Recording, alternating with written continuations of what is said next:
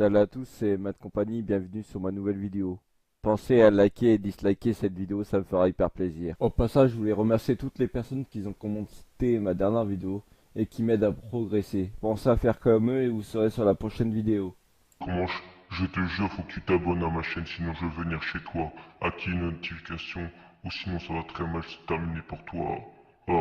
Attention, cette vidéo contient des séquences qui peuvent choquer certaines personnes. Si vous êtes mineur ou sensible, je vous déconseille de la regarder. Pérez a été retrouvée inconsciente aux toilettes une nuit et elle a été supposée morte après que l'hôpital et le prêtre local aient dit qu'elle ne présentait aucun signe de vie.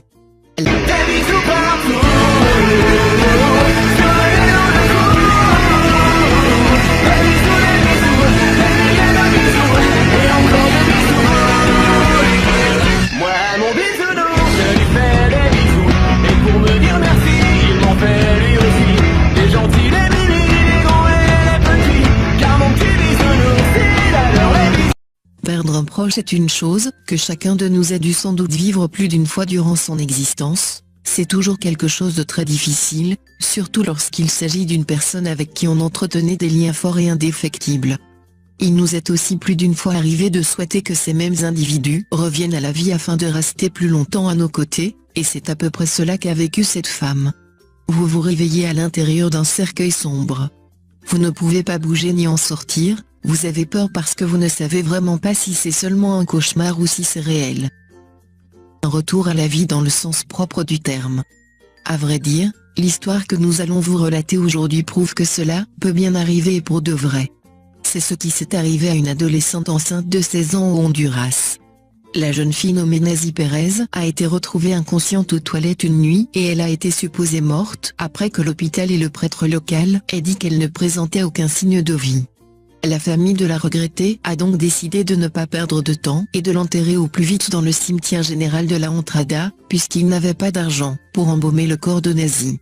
Après que ses amis et sa famille l'aient enterré, cette nuit-là, le pêcheur Josué Villanueva a eu la frayeur de sa vie quand il a entendu des cris provenant de la tombe, ce qui l'a poussé à fuir pensant qu'il y avait un fantôme à l'intérieur. Lorsque son mari, Rudy Gonzalez, s'est rendu sur sa tombe le lendemain de l'enterrement, il a également entendu des cris. Il a donc immédiatement demandé l'aide du gardien pour la sortir. Sa famille est arrivée après avoir appris la nouvelle et a essayé d'ouvrir la tombe sans trop perdre de temps. Elle a été donc ramenée à l'hôpital après son extraction du cercueil, mais elle était toujours morte cliniquement. Vivante ou morte? Tout le monde l'ignore. La cousine de Nazy, Carolina Pérez a déclaré: « Une fois que nous l'avons sortie de la tombe, j'ai mis ma main sur son corps. Elle était encore chaude et j'ai senti un léger battement de cœur à l'intérieur de son corps. Elle avait des égratignures sur le front et des ecchymoses sur les doigts.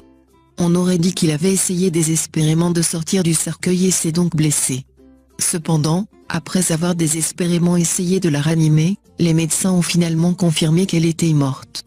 Nazy a été retournée à son cercueil et enterrée à nouveau. Sa famille croit que Nazy a été enterrée vivante et a reproché à l'hôpital l'insouciance dont il a fait preuve en la déclarant morte. Les médias locaux signalent que Nazy a peut-être subi une attaque par cataplexie, une forme de crise de panique aggravée provoquée par un stress extrême, qui entraîne une paralysie musculaire et une perte temporaire de rythme cardiaque. Morte ou vivante? Finalement, nous n'aurons malheureusement pas la réponse à cette question et la jeune femme aura emporté le mystère avec elle dans sa tombe, mais pour de bon cette fois-ci.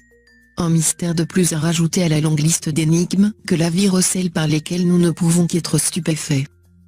C'est fini pour ce tuto, n'oubliez pas de mettre un j'aime, partager ma vidéo sur les réseaux sociaux, ou de s'abonner à ma chaîne. Au revoir et à bientôt. La vidéo vient de finir, donc si tu veux pas que je vienne chez toi te manger, tu peux aussi regarder mes autres vidéos qui seront affichées. Tu peux aussi t'abonner à ma chaîne, et si c'est pas fait, ben je viendrai chez toi.